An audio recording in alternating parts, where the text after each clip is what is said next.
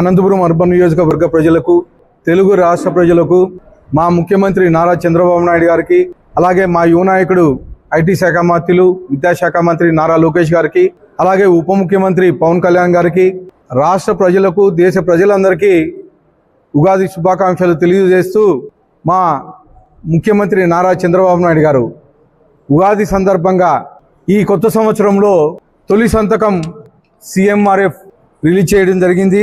దాదాపు 6,787 మందికి లబ్ధి చేకూర్చే విధంగా 55,60 కోట్ల ఈరోజు ఉగాది సందర్భంగా తొలి సంతకం పెట్టిన దానికి మా అనంతపురం అర్బన్ నియోజకవర్గాల తరఫున మా ముఖ్యమంత్రి గారికి ధన్యవాదాలు తెలియజేస్తున్నాం.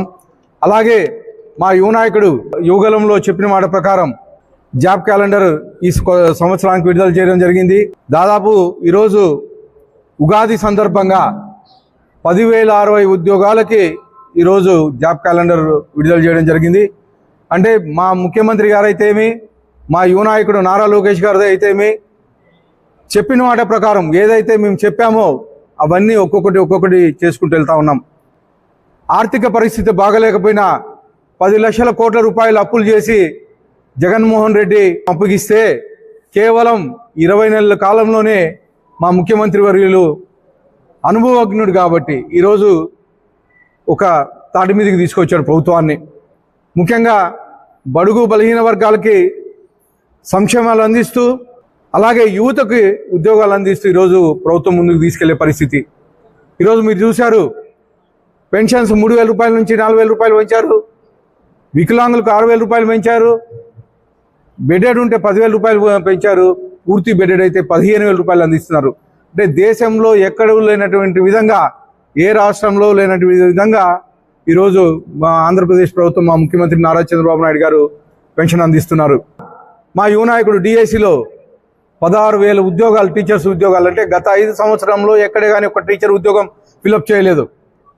మా తెలుగుదేశం ప్రభుత్వం ఏర్పడిన తర్వాత మా ఐటీ విద్యాశాఖ మంత్రి 16,347 ఉద్యోగాలు ఫిలప్ చేసి కేవలం సంవత్సరం కాలంలోనే డిఎస్సి విడుదల చేసి టీచర్స్ని జాబ్కి వెళ్ళే పరిస్థితి. మళ్ళీ ఇంకో డిఎస్సి కానీ ఈ నెలలో విడుదల చేస్తూ ఉన్నారు.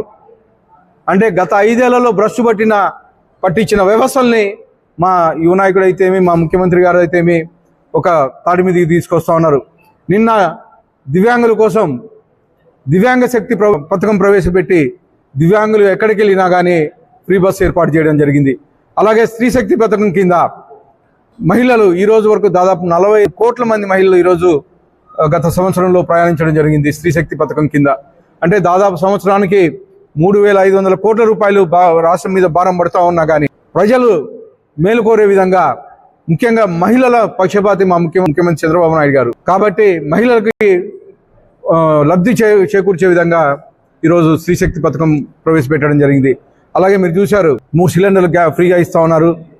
ఇవే కాకుండా యువతకు ఉద్యోగం దాదాపు మా ముఖ్యమంత్రి గారు అయితేమి, మా యువ నాయకుడు నారా లోకేష్ గారు అయితేమి 16 లక్షల కోట్ల రూపాయలు ఇప్పటి వరకు పెట్టుబడులు ఆకర్షించి దాదాపు 16,32,000 ఉద్యోగాలు ప్రైవేట్ అయితేమి, గవర్నమెంట్లో అయితేమి వచ్చే విధంగా ఈరోజు కేవలం 20 నెలల కాలంలోనే చేశారంటే మేము ఇంకా ఈ 5 ఏళ్ళు కాకుండా ఇంకో 15 ఏళ్ళు కంటిన్యూగా మా ఎన్డీఏ కూటమి ప్రభుత్వం ఉంటుంది.